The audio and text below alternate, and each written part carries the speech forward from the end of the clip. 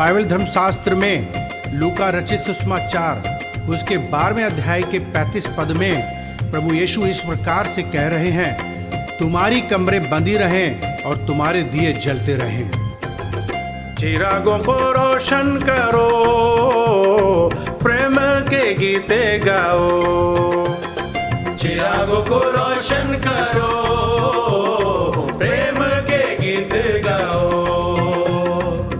देखो मसीह आ गया है, देखो मसीह आ गया है, देखो मसीह आ गया है, देखो मसीह आ गया है, देखो मसीह आ गया है, देखो मसीह आ गया है, देखो मसीह आ गया है, देखो मसीह आ गया है। सब लोगों को बताओ, सब लोगों को बताओ, चिरागों को रोशन करो, प्रेम के गीते गाओ।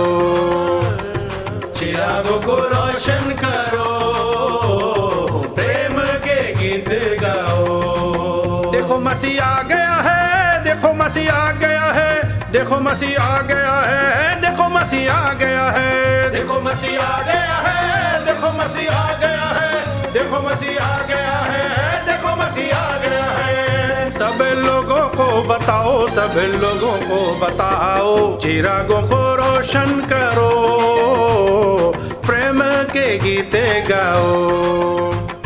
चिरागों को रोशन करो, प्रेम के गीते गाओ।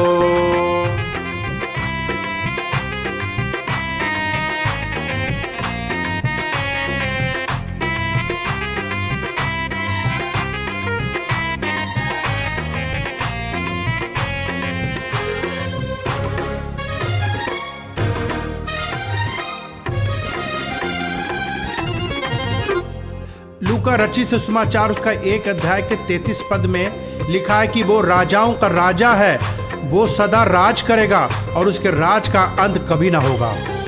राजाओं का है वो राजा, प्रभुओं का है वो प्रभु, राजाओं का है वो राजा, प्रभुओं का है वो प्रभु, राजाओं का है वो राजा, प्रभु का है वो प्रभु, राजाओं का है वो राजा, प्रभु का है वो प्रभु। राजाओं का वो है राजा, प्रभुओं का वो है प्रभु, राजाओं का वो है राजा, प्रभुओं का वो है प्रभु, राजाओं का वो है राजा, प्रभुओं का वो है प्रभु, राजाओं का वो है राजा, प्रभुओं का वो है प्रभु। जन्माचरणी में प्यारा, जन्माचरणी में प्यारा, जन्माचरणी में प्यारा, जन्माचरणी में प्यारा, जन्माचरणी में प्यारा, जन्माचरणी में प्यारा, जन्माचरणी में प्यारा, जन्माचरणी में प्यारा। बने सबका सहारा, बने सबका सहारा, चिरागों को रोशन करो, प्रेम के गीते गाओ। चिरागों को रोशन करो, प्रेम के गीत गाओ।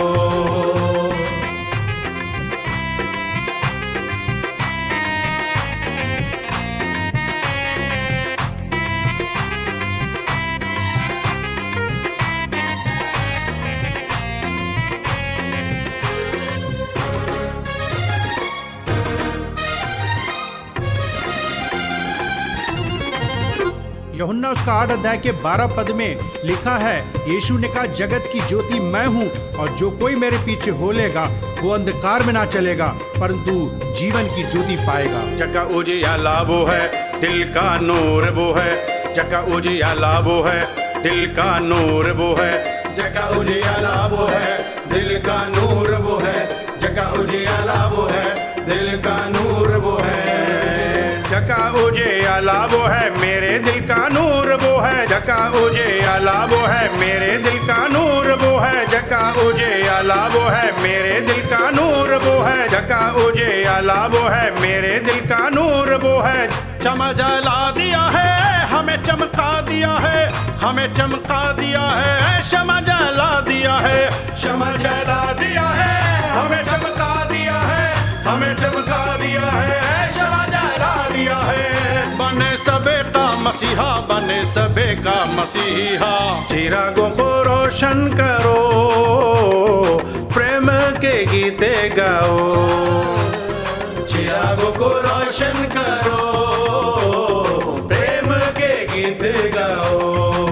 देखो मसीह आ गया है, देखो मसीह आ मसीह आ गया है, देखो मसीह आ गया है, देखो मसीह आ गया है, देखो मसीह आ गया है, देखो मसीह आ गया है, देखो मसीह आ गया है। सब लोगों को बताओ, सब लोगों को बताओ, चिरागों को रोशन करो, प्रेम के गीते गाओ, चिरागों को रोशन करो, प्रेम के गीत गाओ।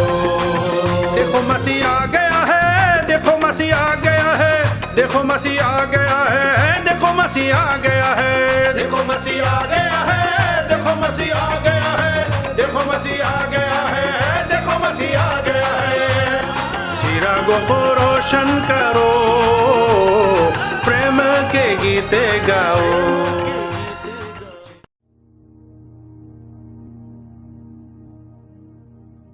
अजी जो प्रियो, हम आप सबको देखकर अत्यंत प्रसन्न हैं। जो आ सके उनके लिए धन्यवाद, जो नहीं आ सके उनके लिए प्रार्थना करेंगे कि परमेश्वर उनकी रक्षा करे, सुरक्षा दे। जो मजबूर है बीमारी कारण उनके लिए भी दुआ करेंगे। जो दूर है, अपने देश से बाहर है, शहर से बाहर है, उनके लिए भी दुआ करेंगे। परमेश्वर करे हम सबको हमेशा एक साथ रखे और एक साथ FWG चर्च बढ़ता चला जाए।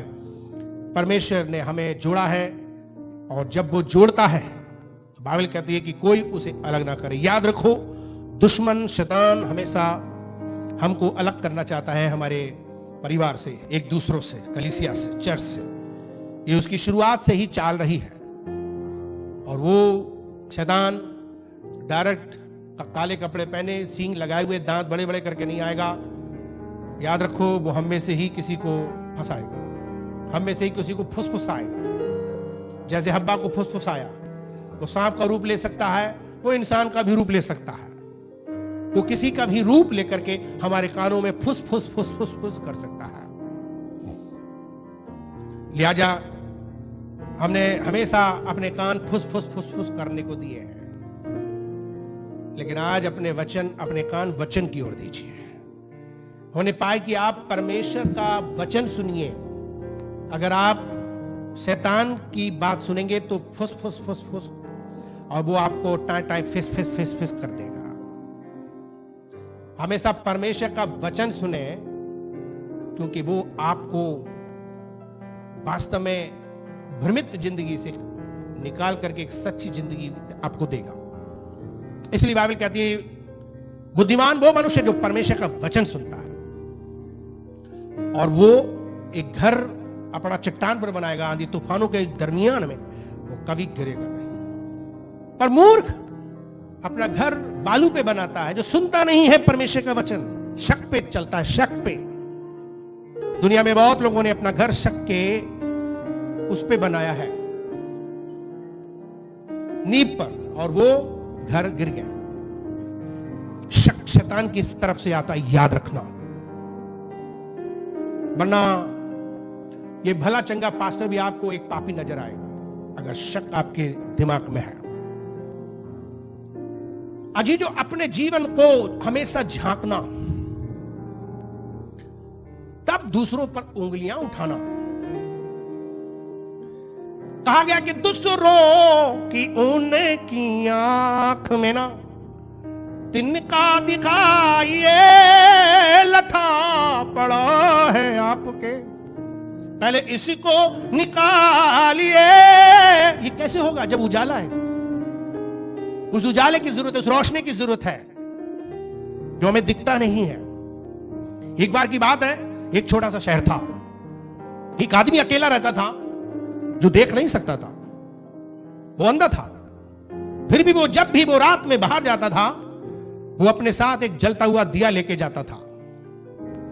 एक रात में जब वो बाहर से खाना खाकर अपने घर आ रहा था, तो उसे कुछ जवानों का एक समूह मिला जो उसे देख करके बोले, अरे ये तो अंधा है और ये लालटेन लेके चल रहा है, ये दिया लेके चल रहा है, ये कैसे पागल है।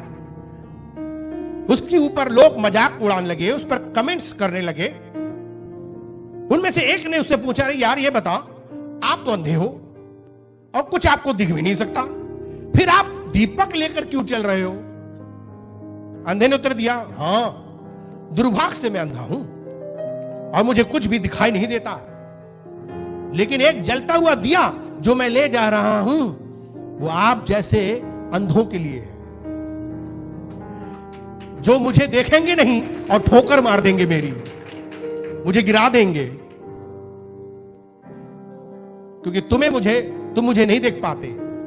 इसलिए मैंने ये लाइन टेन रखा है ताकि तुम देख सको कि कोई अंधा भी आ रहा है।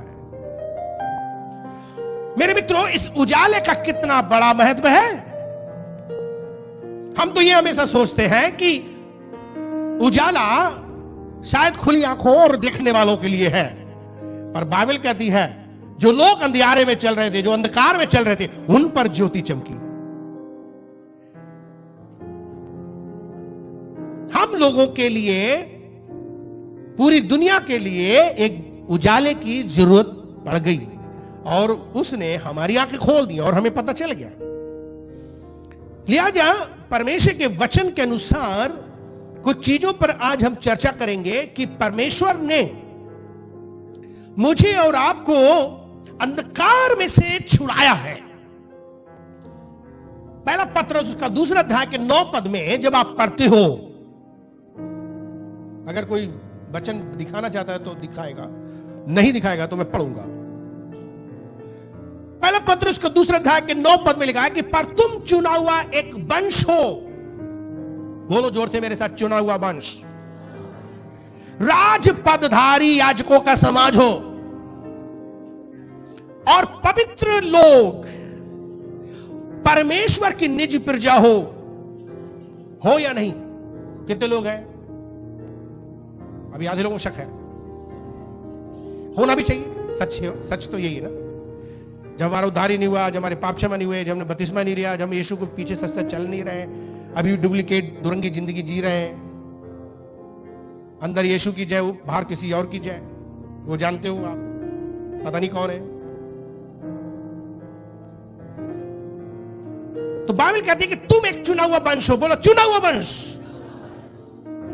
राजपदारी याजकों का समाज हो, पवित्र लोग हो, परमेश्वर की निज प्रजा हो।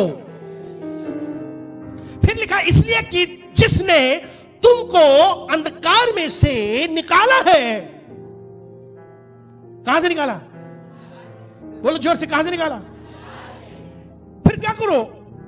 अद्भुत ज्योति में बुलाया। कहां बुलाया उसने? अद्भुत ज्योति में बुलाया ताकि क्या करो? ताकि क्या करो?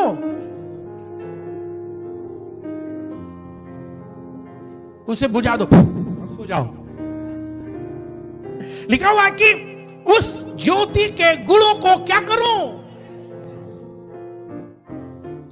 इसलिए कैंडल लाइट आज हम बना रहे हैं। कुछ लोग सोच रहे होंगे ये ईसाई के तरह का कोई कार्यक्रम है, आज हम बताएंगे।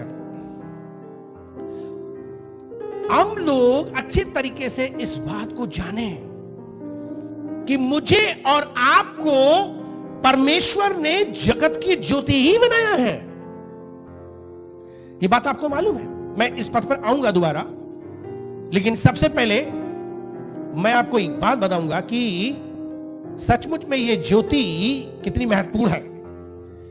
मत्ती 5 अध्याय के 14 पद और 16 पद में लिखा है, 14 से 16 तक, इसमें लिखा है कि तुम जगत की ज्योति हो।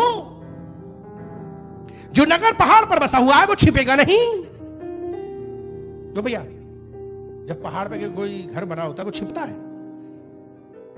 आज कहां पे आपका घर बना हुआ है? नीचे या ऊपर? आपको सोचना है। अगर मसीह में हो तो ऊपर हो, और मसीह में नहीं तो नीचे हो। ये गाना गा सकते हो कि आज जिसने मुझे ऊंचा मैं नीचा हो नहीं सकता, किया जिसने मुझे ऊंचा मैं नीचा हो नहीं सकता। तो आप नीचे नहीं हो, भले चाहे नीच जाति के आओ, कोई फर्क नहीं पड़ता।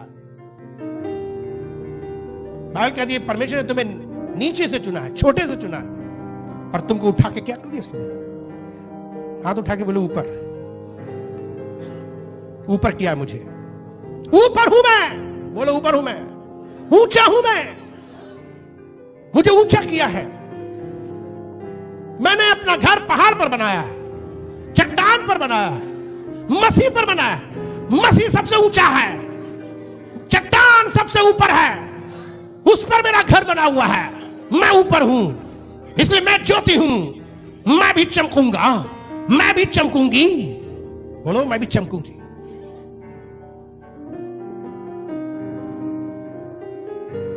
कितने अच्छे चेहरे लग रहे हैं आपके। इस तरीके से रहा करो, परमेश्वर का आनंद है। अगर समझ गए ना कि आप कौन हो, आपको कोई नीचा नहीं कर सकता है, किसी के कहने से नीचे नहीं हो सकते हो। हम लोग रात दिन रोते रहते हैं कि हमको नीचा कर दिया इसने। एक गाना है, कोई कैदी करे कोई मारे हमें, नीचे नाम से कोई पुकारे हमें। कोई कैदी करे कोई मारे हमें, नीचे नाम से कोई पुकारे हमें। पर ये न समझो कि हम कोई डर जाएंगे, ये न समझो कि हम कोई डर जाएंगे। नाम उसे का जमाने में तर जाएंगे, हम तो राह मसीहा पे मर जाएंगे। नाम उसे का जमाने में तर जाएंगे। कोई आपको नीचा नहीं कर सकता है, किसने आपको ऊंचा किया। चाहे कोई कितना भी आपको नीचा करे, किसी के कहने से आप नीचे नहीं हो सकते, क्योंकि आपने अपना घर मसीह चट्टान पर बनाया है। आपका विश्वास मसीह पर है, आप मसीह के पीछे चलते हो। मसीह की निज प्रजा हो, राजधानी हो, खानदानी हो, आप सचमुच में याजकों का समाज हो, आप ज्योति की संतान हो। आपका नेचर, आपका स्वभाव ही है ज्योति, चमकना, दूसरों को रोशनी देना। आपको ऊपर रखा गया ताकि आप चमको। कितना अच्छा लग रहा है ये सब रोशनी। ये सब नीचे जमीन में रखी होती तो कैसे लगता? कहां रखी गई ये रोशनियां? ये ऊपर टांगी गई। क्यों? क्योंकि ये इनका काम ऊपर ही रहना है। यीशु मसीह ज्योति है, उसकी संतान आप हो, आप भी ज्योति हो। आपको भी ऊपर के लिए ही रखा गया है।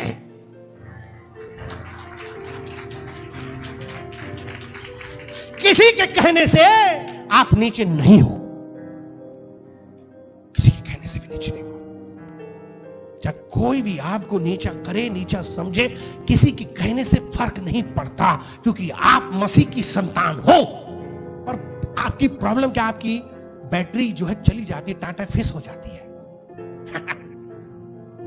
यह है सबसे बड़ी गड़बड़ी। डर के मारे सचमुच में हवा निकली क्या? प्यारो प्यारो, बात को समझो अच्छी तरीके से। बैटरी हमारी बुझ गई अगर, तो हम गिर पड़े, कमजोर हो जाएंगे। और इसीलिए बात करी, जब पवित्र आत्मा तुम पर आएगा, वो आग तुम पर आएगी, तब तुम सामर्थ्य हो, शक्तिशाली हो, बलशाली हो। बोलने में दम होगा, प्रार्थना में दम होगा, काम करने में दम होगा। हर समय आपको आनंद होगा। कोई आपको दुखी नहीं कर सकता, कोई आपको निराश नहीं कर सकता। शैतान आपको बार बार निराश करता है, हताश करता है, और आप उसकी सुन करके गिर जाते हो। क्यों? बात बड़ी बड़ी करते हो कि आप परमेश्वर की संतान हो, परमेश्वर ने चुना है, उसने मुझे वरदान दिए, यहां तक कि मुझे सपनों का भी देखने का मतलब मालूम है, और मुझे चंगाई भी करने का अधिकार। लेकिन आप तो शैतान के जरा से ही चांटा से आप लुढ़क जाते हो, गिर जाते हो, डर जाते हो। पूरी पूरी साल हो जाती है, कोई क्रिसमस नहीं, कोई कैंडल नहीं, बस केवल आज के दिन कैंडल आप जलाना चाहते हो। उससे क्या होगा? 10 किलो की भी कैंडल ले आओ, 50 किलो की भी ले आओ, कुछ नहीं होगा। इस कैंडलों से कुछ नहीं होना। कैंडल जो मसीह यीशु ने आपको दी है, उससे होगा। जो आज कैंडल हम जलाएंगे वो नकली है, डुप्लीकेट है। असली मोमबत्ती, असली कैंडल, असली लाइट, असली रोशनी, असली दिया आपके अंदर है। उसको जलाने की बात करता है प्रभु यीशु। एक अद्भुत गुणों को प्रकट करने के लिए आपको चुना गया। 15 पद में लिखा कि लोग दिया जलाकर पैमाने के नीचे नहीं, दीपक पर रखते हैं, तब उससे घर के सब लोगों पर प्रकाश पहुंचता है। 16 पद में लिखा कि उसी प्रकार उजियाला, तुम्हारा उजियाला, तुम्हारा उजियाला, बोलो तुम्हारा उजियाला, या मोमबत्ती के उजाले की बात नहीं कही गई है, सॉरी। और ना हमारे इलाहाबाद के अंदर एक मालूम क्या दुकान जी भी हैं, कितने लोग जानते दुकान जी को? वो अपनी सारी मूंछों पे मोमबत्तियां जला के तरह तरह के कारनामे दिखाते हैं, मूंछों से डांस करते हैं, सारी मोमबत्तियां नाचती हैं उनकी। आप देख लेना यूट्यूब पे, वो दुकान जी मोमबत्ती वाले। वो इस मोमबत्ती की बात नहीं कर रहा है, इस उजाले की बात नहीं कर रहा है। वो कहता है कि आपकी रोशनी चमकनी चाहिए, आपके अंदर जो भले, आपके अंदर जो अच्छे, आपके अंदर जो मसीहत के, पवित्रता के जो गुण है, बाइबल कहती है वो प्रकट करने के लिए candle light, Christmas candle light है। ये नौटंकी नहीं, रीति रिवाज करने वाली नहीं, असली कैंडल जलाओ, अपनी खुद को जलाओ। हालेलुया। लेकिन हकीकत तो यह है कि कुछ लोग मुझसे पूछे, मोमबत्ती आज ही मुझसे पूछे, पास मोमबत्ती जलाने के बारे में बाइबल में कहां लिखा और क्या ये करना चाहिए? मैंने कहा कि आज की शाम 5 बजे मैं बातचीत करूंगा, मोमबत्ती जलाने के बारे में बाइबल क्या कहती है समझाऊंगा। सबसे पहले एक पद बाइबल में पढ़ेंगे, लिखा हुआ है लय व्यवस्था, उसके 24 अध्याय उसके 3 और 4 पद में, लय व्यवस्था पुराने नियम में, और उसमें लिखा हुआ है हारून उसको बीच वाले तंबू में, साक्षी पत्र के बीच वाले पर्दे से बाहर यहोवा के सामने नित्य सांझ से भोर तक सजा कर रखे, और ये तुम्हारी पीढ़ी पीढ़ी के लिए सदा की विधि रहे। वो दीपकों के स्वच्छ दीपट पर यहोवा के सामने नित्य सजा करें, यानी कि जो कैंडल्स हैं, जो दिए हैं, वो परमेश्वर की वेदी पे सजाने के लिए हैं। और फिर याद रखो, इसे मूर्ति पूजा की तरह नहीं इस्तेमाल करना है। मूर्ति या जादू टोना जैसे पापों को छोड़कर बाइबल में मोमबत्ती जलाने को ना तो आदेश दिया गया है, ना मना किया गया है। ये बात जान लीजिए, मोमबत्ती में कोई विशेष शक्ति नहीं है। मोमबत्तियों का उपयोग रोशनी या सजावट या किसी प्रकार का उदाहरण के प्रयोग के लिए करना कोई पाप नहीं है। अगर FWAG चर्च सजाने के लिए और उसका उदाहरण प्रयोग करने के लिए, रोशनी के लिए अगर कैंडल लाइट कर रहा है, तो ये पाप नहीं है। You have to understand. पर मोमबत्ती को जरा सा भी ना आदर देना है, ना उसे ईश्वर समझना, उसके अंदर कोई शक्ति है। ये बात याद रखिए। बाइबल में कुछ ऐसे उदाहरण हैं जो मोमबत्तियों को या आग से चित्रित किया गया। पुराने नियम में तंबू में परमेश्वर के सामने मोमबत्तियां और दीपक जलाए जाते थे, और बाद में मंदिर में प्रकाश उस तरीके का प्रतिनिधित्व था जिस तरह से परमेश्वर जीवन को रोशन करते हैं, छिपी हुई चीजों को प्रकट करते हैं, दिल के इरादों को जानते हैं। मोमबत्तियों में इतनी शक्ति नहीं थी, ये सिर्फ परमेश्वर में है। जब यीशु आए तो उसने घोषणा की कि वो जगत की ज्योति है। सभी पुराने नियम के उदाहरणों में यीशु की ओर इशारा ही करते थे। पुराने नियम में जितनी भी, जब भी कैंडल्स का प्रयोग किया गया, वो सब उदाहरण यीशु की तरफ इशारा किया गया था। अब सच्ची ज्योति आ चुकी थी। यूहन्ना उसका 1 अध्याय और उसके हम अगर 5 पदों तक पढ़ेंगे 1 से, तो आपको मालूम चलेगा। कहता है कि सब कुछ उसी के द्वारा उत्पन्न हुआ, और जो कुछ उत्पन्न हुआ उसमें से कोई भी वस्तु उसके बिना उत्पन्न नहीं हुई। उसमें जीवन था और वो जीवन मनुष्यों की ज्योति थी, बाइबल कहती है। क्योंकि और ज्योति अंधकार में चमकती है और अंधकार ने उसे ग्रहण नहीं किया। हकीकत में मोमबत्तियों जैसे प्रतीकों की अब कोई आवश्यकता नहीं, जब से यीशु आ गए हैं। इसलिए जब से यीशु की तारीफ सुने हम, तब से नगमे सुनाने लगे हैं। क्या मोमबत्ती को प्रार्थना में मदद मिलती है? क्या मोमबत्ती द्वारा प्रार्थना में मदद मिलती है? प्रार्थना करने के लिए मोमबत्ती जलाने की प्रथा बाइबल में कहीं नहीं है। पहले शिष्यों ने इस उद्देश्य के लिए मोमबत्तियां नहीं जलाई, कहीं नहीं लिखा हुआ। मोमबत्तियों का उपयोग केवल रोशनी के लिए किया जाता था, यह सच है, क्योंकि उस जमाने में बिजली नहीं थी, मजबूरी थी कैंडल लगाना। उन्हें प्रार्थना में रोशनी की मदद पाने की कोई आदत नहीं थी कि भाई जब भी प्रार्थना होगी तो लाओ मोमबत्ती जला लें। कुछ लोगों के घरों में ऐसे ही होता है, जब भी प्रार्थना में मोमबत्ती लगा देंगे, कोई मरेगा तब भी 2 मोमबत्ती आगे पीछे लगा देंगे, तो कुछ होने वाला भी। मोमबत्ती जलाने से प्रार्थना करने की शक्ति नहीं मिलती। एक जलती हुई मोमबत्ती के साथ प्रार्थना ईश्वर के लिए कोई मान्य नहीं रखता। अजीजों, वो मोमबत्तियों से प्रसन्न नहीं होता। बल्कि वो एक दुखी, टूटा और विनम्र हृदय को पसंद करता। वो कहता है, जैसे भजन संहिता 51 अध्याय में उसके 16-17 पद में लिखा हुआ है, क्योंकि तू मेल बलि से प्रसन्न नहीं होता, नहीं तो मैं तुझे दे देता। तू होम बलि से भी प्रसन्न नहीं होता, वो भी मैं तुझे दे देता। टूटा मन परमेश्वर के योग बलिदान है। हे परमेश्वर, तू टूटे और पिसे मन को तुझ नहीं जानता है। हम में परमेश्वर का अनुग्रह प्राप्त करने के लिए बलिदान करने की जरूरत नहीं, मोमबत्ती खरीदने की जरूरत नहीं है। कुछ मामलों में मोमबत्ती ये याद रखने में मदद कर सकती है कि यीशु हमारा प्रकाश है। वो हमारे जीवन का केंद्र होना चाहिए, ना कि कोई मोमबत्ती। हमें मालूम होना चाहिए कि दुनिया के लिए प्रकाश बनने के लिए मसीह ने हमें बुलाया है। इस प्रतीक की ना तो कोई आवश्यकता है मोमबत्ती की, और ना कोई बाइबल हमें बताती है। तो बाइबल में साफ साफ लिखा है मोमबत्ती कुछ भी नहीं है और मोमबत्ती से कुछ भी नहीं होगा, पर हम फिर भी क्यों जलाएंगे? पास्टर, क्यों करा आपने? हमने जानबूझ के किया है ताकि इसी बहाने हम आपको परमेश्वर का वचन सच्चा, साफ साफ, सीधा सीधा, खरा खरा सुना सकें, ताकि नौटंकियों से और ड्रामा से हम निकल के बाहर आ जाएं। अब ताली बजा दो, उस पर अगर बजाना हो तो। ऐसी बात तो नहीं बजाओ ताली। याद रखो, इस बात को अच्छी तरीके से जानो, परमेश्वर का वचन साफ साफ कहता है कि बहुत से लोग संतों या मुर्दों के लिए भी मोमबत्तियां जलाते हैं। ये ठीक नहीं। मृतकों को मोमबत्ती की जरूरत बिल्कुल भी नहीं है, तो मर गए, चले भी गए।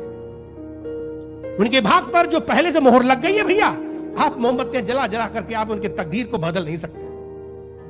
याद रखना, यह हकीकत है। हम लोग जो जीवित भी हैं, हम भी उन्हें कुछ नहीं कर सकते। मोमबत्तियों से जलाने से उनकी तकदीर भी बदल नहीं पाएंगे। मृतक भी हमारे साथ बातचीत भी नहीं कर पाएंगे, वो हमारी मदद भी नहीं कर पाएंगे। एक मोमबत्ती इसे बिल्कुल नहीं बदलेगी।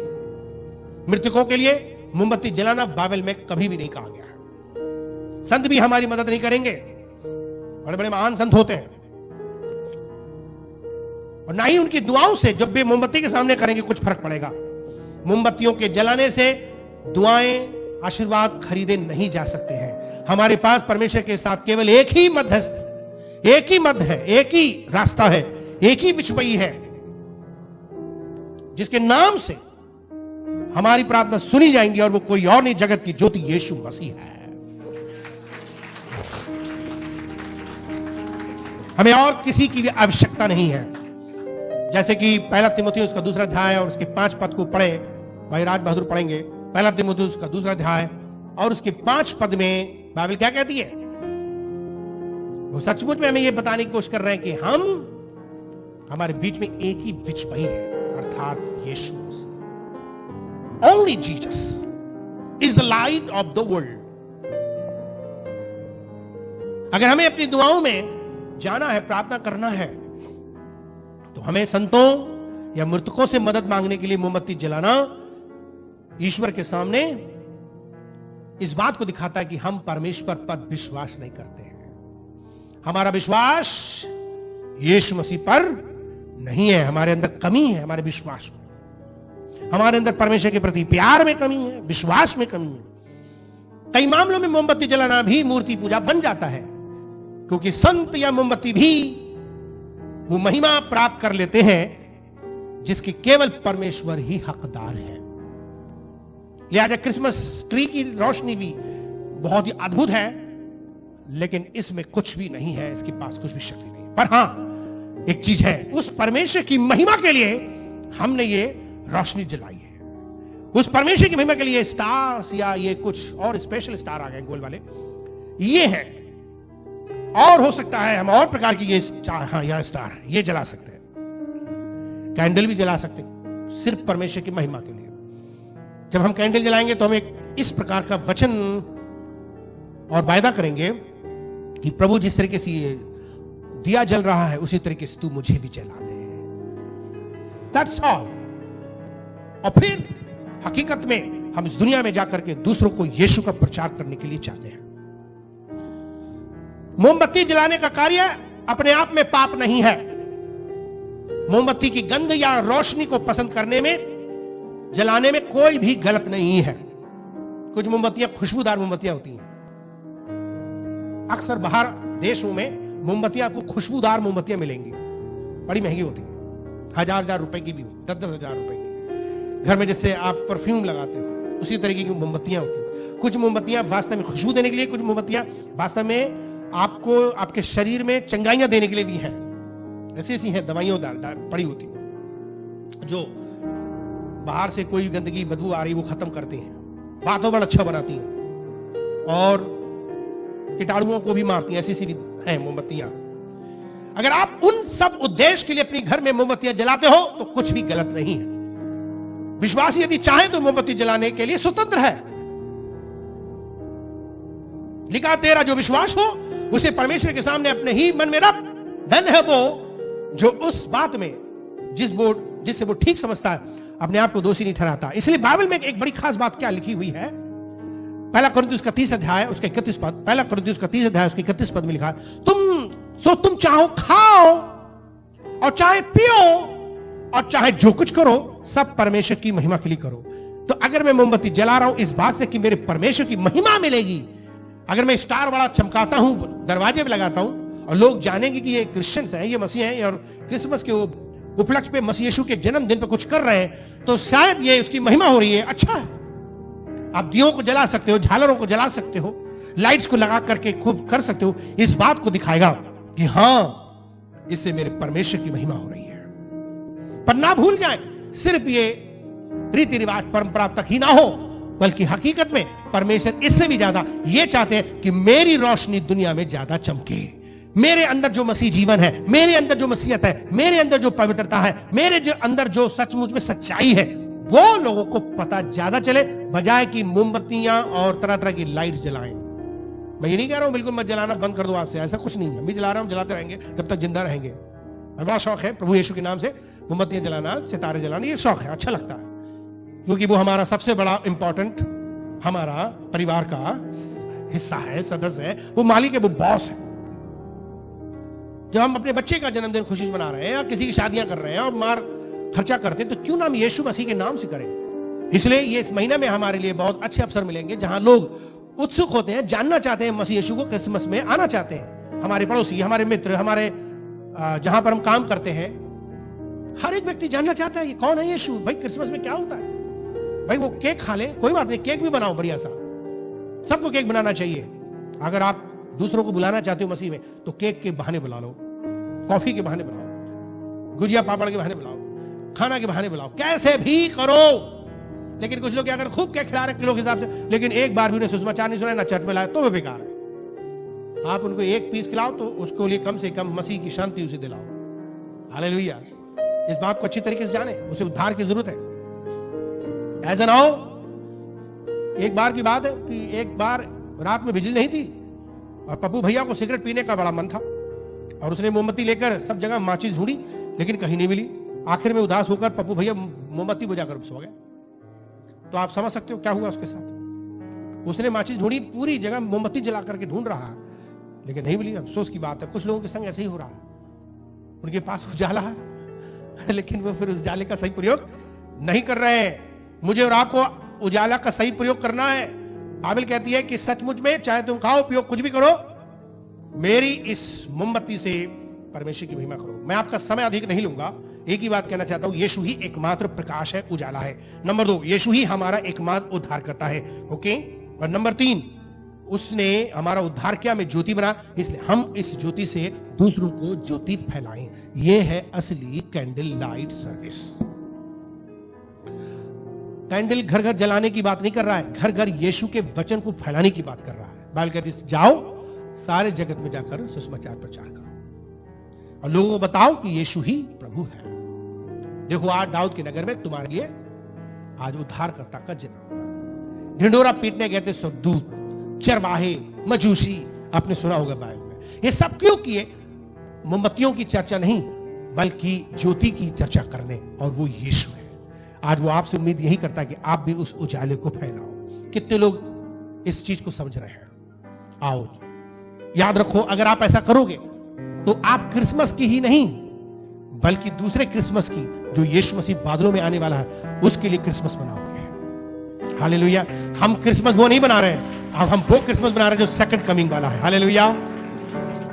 आओ खड़े हो जाओ। चिरागों को रोशन करो, प्रेम के गीत गाओ। चिरागों को रोशन करो, प्रेम के गीत गाओ। अजीजों, इससे पहले कि हम मोमबत्ती जलाएं और हम यहाँ से जाएं, हम पहले अपने जीवन को प्रभु के हवाले करें। अगर कहीं कमी है हमारे जीवन में, उस रोशनी के अनुसार हम जी नहीं रहे, तो आओ अपनी आंखें बंद करें और सच्चे दिल से परमेश्वर को सौंपें। कितने लोग सौंपेंगे? कितने लोग सौंपेंगे? अपनी आंखें बंद करें, उस परमेश्वर के प्रभु मेरी मदद कर, मेरी मदद कर। मन का दीप जला, जीवन दीप जला, ख्वाबों में जो खोया है, जाग जरा मत भाले। ख्वाबों में जो खोया है, जाग जरा मत भाले। ये दुनिया एक खाक सुनहरी, इसमें जो फंस जाए, रोए तड़पे चैन न पाए, घुल घुल कर मर जाए। ये दुनिया एक खाक सुनहरा, इसमें जो फंस जाए, रोए तड़पे चैन न पाए, घुल घुल कर मर जाए। होगा तेरा भला, यीशु को अपना, ख्वाबों में जो खोया है, जाग जरा मत बाले। ख्वाबों में जो खोया है, जाग जरा मत बाले। मन का दीप जला, जीवन दीप जला, ख्वाबों में जो खोया है, जाग जरा मत मारो। ख्वाबों में जो खोया है, जाग जरा मत मारो। आइए अपनी आंखें बंद करें। प्रभु यीशु मसीह, इसी वक्त आप अपने बच्चों से बात करिए कि हम अंधकार में फंसे हैं या हम ज्योति में आ चुके हैं। अगर हमारे बच्चे लोग, हमारे लोग अभी गुनाह कर रहे हैं तो अंधकार में फंसे। विनती करते कि आप उनसे बातचीत करें, इनकी सारी गम को, तकलीफ को दूर करें, पाप को क्षमा कर दें, पाप से इन्हें आजाद कर दें, इनकी जिंदगियां बदल जाएं। अपने दोनों हाथ उठा करके कहें, प्रभु हम अपना जीवन आपको दे रहे हैं, हमें माफ कर दीजिए, हमें क्षमा कर दीजिए, खून से धो दीजिए और योग बनाइए, हमारे दिल में आइए, हमारी जिंदगी की हर अंधकार की शक्तियां खत्म हो जाए, बल्कि हमें पवित्र बन जाए। होली स्पिरिट, होली स्पिरिट, छू ले मुझे। अजीजों, उस यीशु मसीह का प्यार हमारे ऊपर भी इस वक्त बन रहा है। अपना हाथ बढ़ा के वो छू रहा है। वो आपसे प्यार करता है, वो कभी छोड़ता नहीं, छोड़ेगा नहीं। वो आपसे प्यार करता है, प्यार करता है। आओ यीशु मसीह को अपना हाथ बढ़ाकर उससे कहो, प्रभु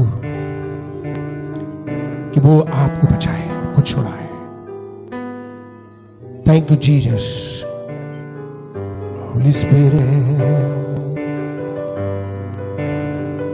यीशु मसीह अपने बच्चों को छू ले, इनकी जिंदगी के सारे दुख संकट दूर कर, पापों को तू प्रकट कर। पाप जो सचमुच में झूठ के बंधन में है, झूठ जो अभिलाषाएं की जिंदगी में गुजर आ रहे हैं, पाप उनकी जिंदगी में प्रभु उनको सता रहा।